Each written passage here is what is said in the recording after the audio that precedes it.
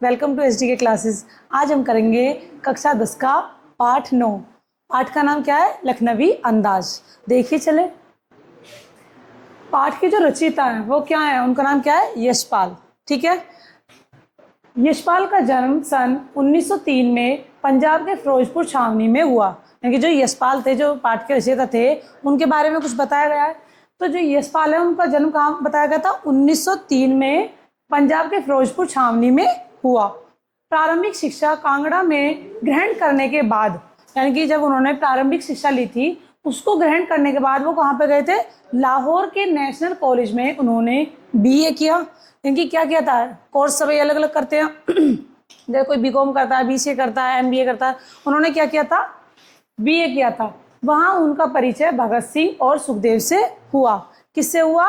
भगत सिंह से और सुखदेव से हुआ।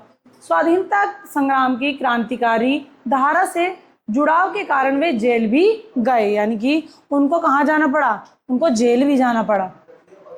और अब उनकी मृत्यु के बारे में, उनकी मृत्यु सन 1976 में हुई। यानी कि जो यशपाल जी थे उनकी मृत्यु कब हुई थी?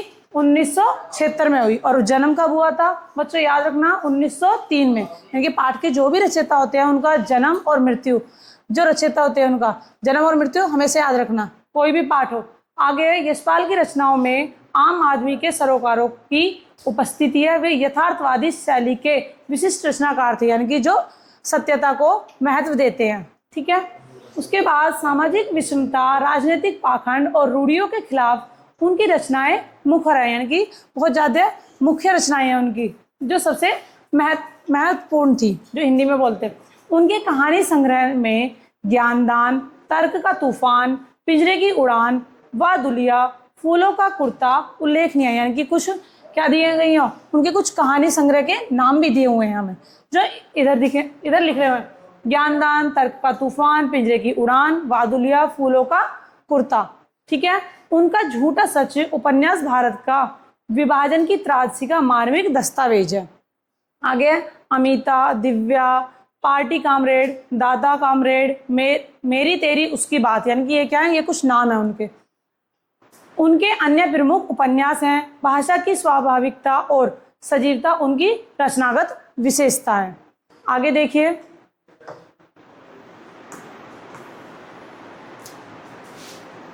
यूं तो यशपाल ने लखनवी अंदाज व्यंग्य यह साबित करने के लिए लिखा था कि बिना कथ्य के कहानी नहीं लिखी जा सकती। ठीक है। परंतु एक स्वतंत्र रचना के रूप में इसे रचना को पढ़ा जा सकता है। यशपाल उस पतनशील सामंती वर्ग पर कटाक्ष करते हैं जो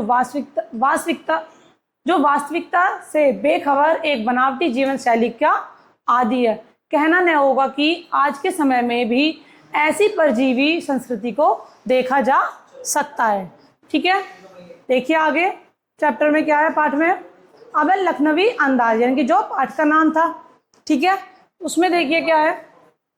मुफस्सिल की पैसेंजर ट्रेन चल पड़ने की उतावली में फुंकार रही है। यानी कि क्या है? एक ट्रेन है जो चलने के लिए फुंकार कर रही है। यानी कि मुफस्सिल की पैसेंजर ट्रेन चल पड़ने की उतावली में फुंकार रही है।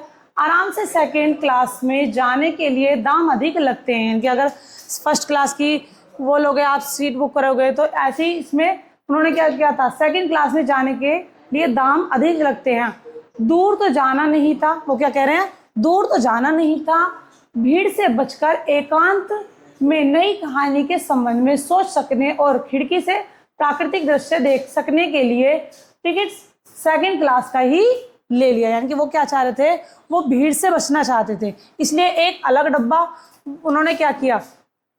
देखिए यहाँ पर दूर तो जाना नहीं था, भीड़ से बचकर एकांत में एक नई कहानी के संबंध में, यानी कि उन्हें एक नई कहानी लिखनी थी, उसके संबंध में सोच सकने, यानी कि वो सोच सकें कि नई कहानी के बारे में, और खिड़की से प्राकृतिक दृश्य देख सकने। यानी कि अगर जैसे हम खिड़की की साइडों में बैठते हैं, कभी भी ट्रेन में सफ़र करते हैं, तो उसमें क्या होता है? हमें बहुत बहुत सुंदर दृश्य देखने को मिलते हैं, नए नए नज़ारे मिलते हैं। तो इसलिए क्या होता है? वो साइड में बैठकर दृश्य देख सकने के लिए टिकट सेकंड क्लास का ही ले लिया उन्होंने।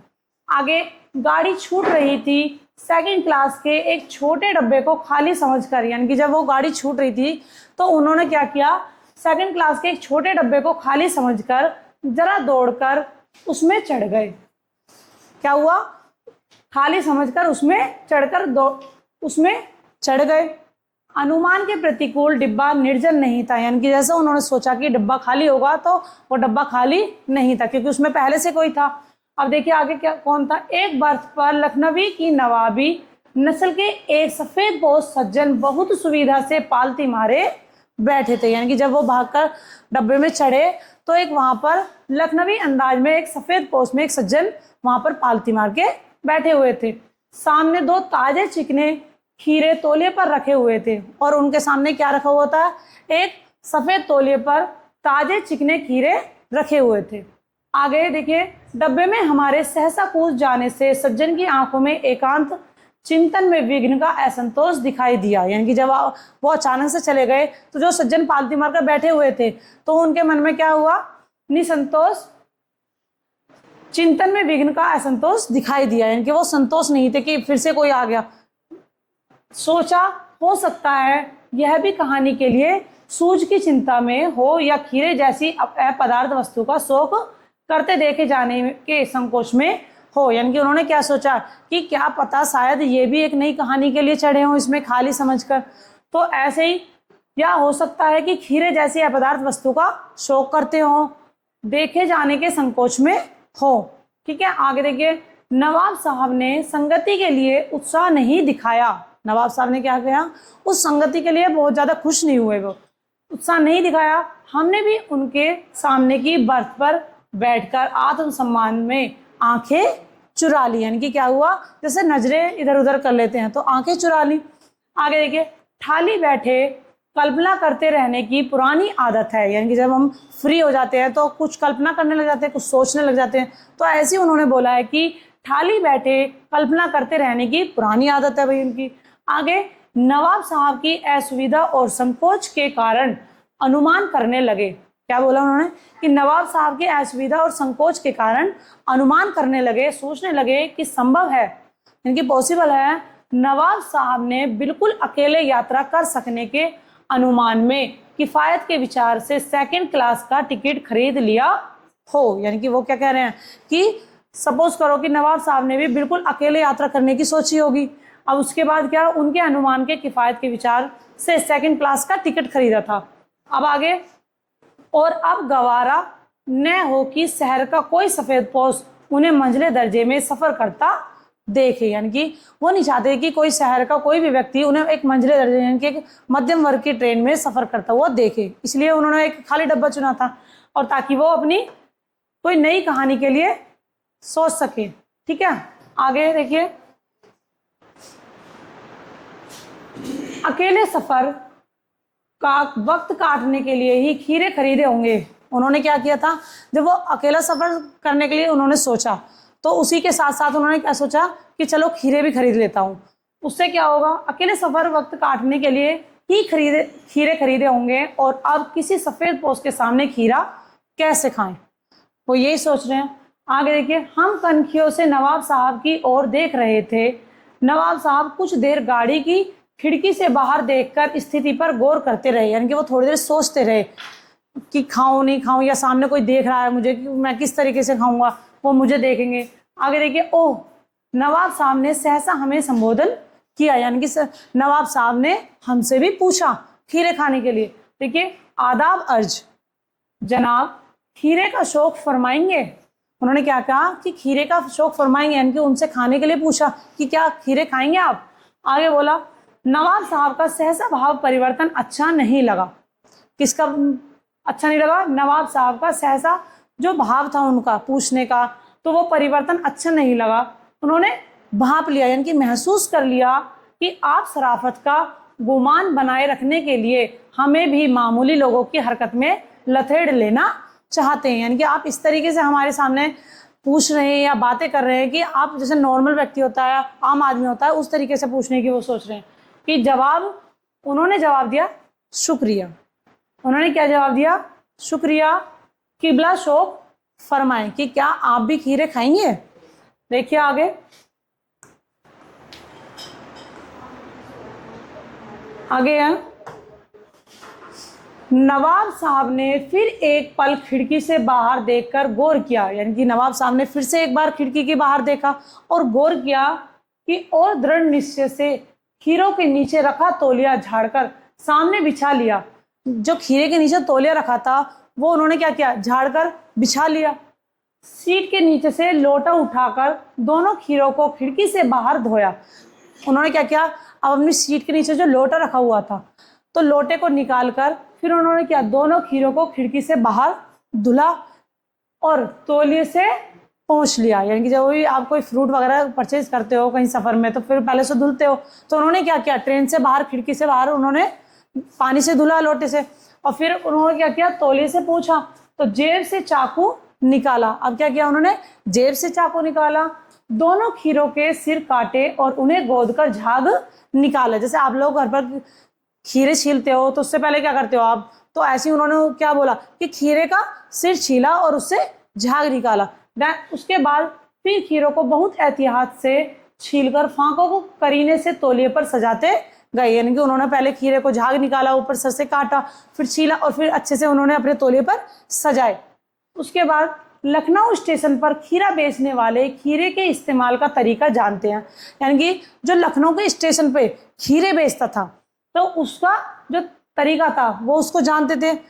आगे ग्राहक के लिए जीरा मिला नमक और पिसी हुई लाल मिर्च की पुड़ियाँ भी हाजिर कर देते हैं। यानी कि जब वो खीरे बेचते थे तो जो लेने वाला ग्राहक होता है, आप किसी से अमरूद खरीदने लगे तो उससे मसाला मांगते हो, तो ऐसे ही अगर वो खीरा बेचता है तो उसी के पास क्या था, जीरा मिला हुआ नमक भी था और लाल मिर्च का पाउडर भी था। तो ऐसे ही उन्होंने क्या किया, वो अपने ग्राहक को दे देते थे जो बेचने वाले थे। आगे नवाब साहब ने बहुत करीने से खीरे की फांकों पर जीरा मिला नमक और लाल मिर्च की सुर्खी बुरक दी। या पहले उन्होंने नमक मिर्च वाला क्या डाला, जीरा मिला हुआ नमक डाला और फिर उसके बाद मिर्च डाल दी थोड़ी सी। तो उसके बाद है उनकी प्रत्येक भाव भंगिमा और जबड़ों के स्फुरन से स्पष्ट था कि उस प्रक्रिया में उनका मुख खीरे के रसावदान की कल्पना से प्लावित हो रहा है। यानी कि वो सोच के ही उनके मुंह में पानी आ रहा है। या आपको कुछ चीज़ पसंद होती है, कोई फ्रूट पसंद होता है, आपके सामने कट रहा हो या कहीं दिख गया हो तो आपके मुंह में पानी आता है कि आपको तो बहुत अच्छा लग रहा था। ऐसे ही उनके कल्पना से प्लावित हो रहा था कि हम कनखियों से देखकर सोच रहे थे मियाँ रईस बनते हैं। क्या बोला उन्होंने, मियाँ रईस बनते हैं कि लेकिन लोगों की नज़रों से बच सकने के ख्याल में अपनी असलियत पर उतर आए हैं। ठीक है, आगे देखिए कि नवाब साहब ने फिर एक बार हमारी ओर देख लिया। अब क्या हुआ, नवाब साहब ने फिर से एक बार और उनकी तरफ देख लिया। उसके बाद वल्लाह, क्या बोला उन्होंने, वल्लाह सो कीजिए लखनऊ का बालम खीरा। यानी कि क्या कह रहे हैं वो, कि ये लखनऊ का बहुत मशहूर खीरा है। आगे नमक मिर्च छिड़क दिए जाने से ताजे खीरे की पनियाती फांके देखकर मुंह में पानी जरूर आ रहा था। यानी कि जब उन्होंने नमक मिर्च डाल दी खीरे पर तो वो जो उनका रस निकल रहा था खीरे का, तो उनके उससे क्या हुआ, उनके मुंह में पानी आने लगा, उन्हें बहुत अच्छा लगा था। लेकिन इनकार कर चुके थे, लेकिन उन्होंने क्या कर दिया था, पहले ही मना कर दिया था। फिर उसके बाद उन्होंने क्या बोला, आत्म सम्मान निभाना ही उचित समझा। उन्होंने क्या किया, उनके मुंह में तो पानी आ रहा था पर लेकिन उन्होंने वो पहले ही मना कर चुके थे, तो इसके लिए उन्होंने क्या किया, आत्म सम्मान निभाना ही उचित समझा। क्योंकि जब एक बार मना कर देते, अगर हम दोबारा उस बंदे से वो चीज़ लेने लगते तो क्या होता, आत्म सम्मान के लिए उन्होंने क्या किया, मना कर दिया। फिर उत्तर दिया शुक्रिया। उत्तर क्या दिया उन्होंने, बोला शुक्रिया, इस वक्त तलब महसूस नहीं हो रही। यानी कि इस वक्त मुझे भूख नहीं लग रही है, मेरा मन नहीं कर रहा। तो ऐसे ही मेरा भी जरा कमजोर है, यानी कि मेरा जो पेट है वो थोड़ा कमजोर है। आगे बोला किबला शोक फरमाए। ठीक है, आगे देखिए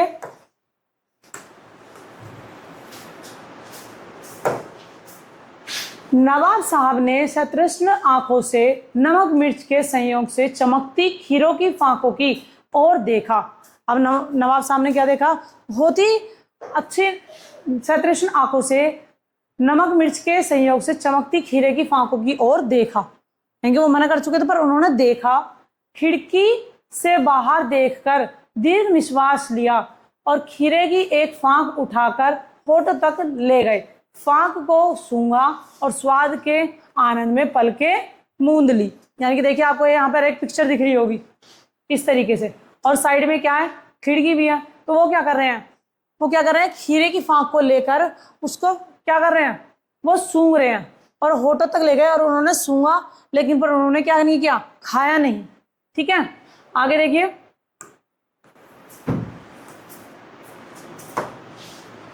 मुंह में भर आए पानी का घूंट गले से उतर गया। यानी कि जो उनके मुंह में पानी आया था खीरे को देखकर, उन्होंने क्या किया, जैसे बोलते हैं ना, किसी चीज को देख के कुछ खाने का मन करा पर हम उसे खाते नहीं है, पर खाने को देखकर हमारे मुंह में पानी आता तो हम क्या करते हैं, उस पानी को अंदर पी जाते हैं।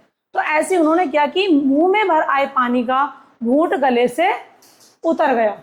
ठीक है, देखिए अब आगे, तब नवाब साहब ने फांक को खिड़की से बाहर छोड़ दिया। यानी कि क्या क्या किया उन्होंने, खाया नहीं, पर जो उनको देख के खीरे की फांक को मुंह में पानी आया था, उन्होंने उस पानी को पी लिया, लेकिन फांक को, खीरे को बाहर छोड़ दिया। यानी कि जो खीरे की फांक थी उसको खिड़की से बाहर छोड़ दिया। अब देखिए आगे कि नवाब साहब खीरे की फांकों को नाक के पास ले जाकर वासना से रसावदान कर खिड़की के बाहर फेंकते गए। यानी कि वो बार बार फांक उठाते थे और नाक के पास, होठों के पास ले जाकर उसको सूंघते थे और बाहर फेंक देते थे, लेकिन खाते नहीं थे। देखिए उसके बाद क्या हुआ, नवाब साहब ने खीरे की सब फांकों को खिड़की से बाहर फेंककर तौलिए से हाथ और होठ पोंछ लिए। यानी कि जब सारी खीरे की फांक उन्होंने फेंक दी, उसके बाद उन्होंने क्या किया, अपने तौलिए से अपने हाथ पूछे और अपने होठ पूछ लिए और गर्व से गुलाबी आंखों से हमारी ओर देख लिया। देखिए उसके बाद, गर्व से गुलाबी आंखों से हमारी ओर देख लिया, मानो कह रहे हो यह है खानदानी रईसों का तरीका। ये क्या था, एक खानदानी रईसों का तरीका था। आगे, नवाब साहब खीरे की तैयारी और इस्तेमाल से थककर लेट गए थे। अब क्या करा उन्होंने, वो क्या कर रहे थे, नवाब साहब खीरे की तैयारी करके और उसको इस्तेमाल करके उससे क्या हो गए, थककर अब वो क्या हुआ, लेट गए। उसके बाद हमें तस्लीम से सिर खम कर लेना पड़ा, यह है खानदानी तहजीब, नफासत और नजाकत। उसके बाद है, हम गौर कर रहे थे कि खीरा इस्तेमाल करने के इस तरीके को खीरे की सुगंध और स्वाद की कल्पना से संतुष्ट होने का सूक्ष्म, नफीस या एब्स्ट्रैक्ट तरीका जरूर कहा जा सकता है, परंतु क्या ऐसे तरीके से उदर की तृप्ति भी हो सकती है, क्या ऐसे पेट भर सकता है। नवाब साहब की ओर से भरे पेट के ऊंचे डकार का शब्द सुनाई दिया। यानी कि जब वो सोच रहे थे तो उनके सोचते सोचते उन्होंने क्या किया, एकदम से उन्होंने खीरे की डकार ली। डकार लेने के बाद और नवाब साहब ने हमारी ओर देखकर कह दिया कि खीरा लजीज होता है। क्या बोला उन्होंने, कि खीरा लजीज होता है, लेकिन होता है सकील, यानी कि नामुराद मैदे पर बोझ डाल देता है। यानी कि वो पेट पर बहुत ज्यादा बोझ डाल देता है, बहुत हैवी लगने लगता है, पेट भरा लगने लगता है। अब आगे देखिए, ज्ञान चक्षु खुल गए, पहचाना ये है नई कहानी के लेखक। देखिए आगे,